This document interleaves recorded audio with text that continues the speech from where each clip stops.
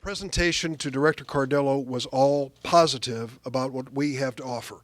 There was no compare and contrast going on here. He made it clear at the beginning of the meeting he wanted to hear us make our best case. And I think we made a powerful case today in terms of why this is the right location for the NGA.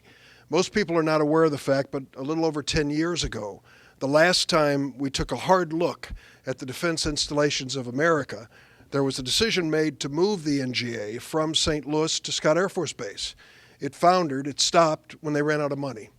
But even 10 years ago, this location made sense. Now take a look 10 years later, what we have to offer.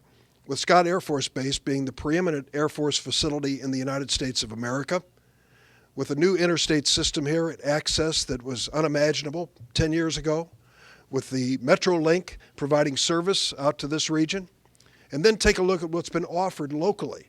I give special credit to Chairman Mark Kern with St. Clair County, Alan Dunstan, and all of the leaders here who came together and offered a package to our government and to our taxpayers for free, 180 acres directly adjacent to Scott Air Force Base with the potential of expanding to 200 more acres if necessary.